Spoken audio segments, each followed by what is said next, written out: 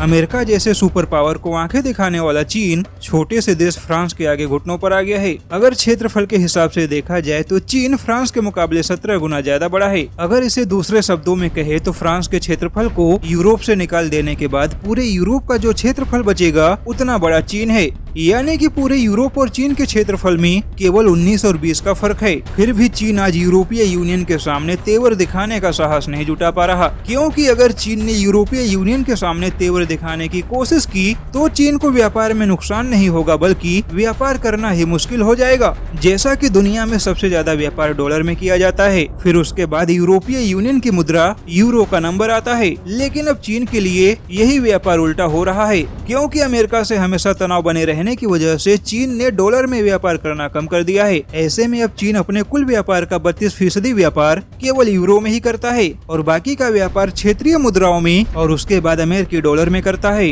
वहीं अब रूस और चीन के बीच में भी 51% का व्यापार यूरो में हुआ है। ऐसे में देखा जाए तो चीन ऐसे मुश्किल में फंसा हुआ है कि चाहकर भी फ्रांस या फिर यूरोपीय यूनियन को आंखें नहीं दिखा सकता, क्योंकि अमेरिका पहले ही रूस, ईरान और वेनेजुएला जैसे देशों को पहले से ही अपने पेमेंट सिस्टम से बाहर कर दिया है और अब चीन को भी बाहर करने की धमकी दे दी है। ऐसे में अगर चीन ने यूरोपीय यूनियन को आंखें दिखाने की कोशिश की और यूरोपीय यूनियन ने भी चीन को अपने पेमेंट सिस्टम से बाहर कर दिया तो चीन ना तो डॉलर में व्यापार कर पाएगा और ना ही यूरो में। और चीन की करेंसी अभी इतनी ताकतवर नहीं है कि वह अमेरिका और यूरोपीय यूनियन की मुद्राओं को चुनौती दे सके। अब ऐसे में कई सारे मुश्किलों में फंसा चीन फ्रांस को मनाने की कोशिश में जुटा है, ताकि फ्रांस की वजह से बाकी यूरोपीय देश भी चीन से नाराज ना हो जाएं। और इसके लिए चीन फ्रांस को कई सारे क्षेत्र में आर्थिक सहायता और प्रलोभन भी देने की तैयारी में है। वैसे फ्रांस ने पिछले ही साल इमैनुअल मैक्रोन की चीन यात्रा के दौरान चीन के साथ कोई बड़ा समझौता न करके यह संकेत दे दिया था कि फ्रांस चीन के व्यापारिक नीतियों से खुश नहीं है। लेकिन अब चीन के खिलाफ पूरे यूरोप में नाराजगी बढ़ गई है और इस नाराजगी को कम करने के लिए चीन कई सारे प्रयास कर रहा है।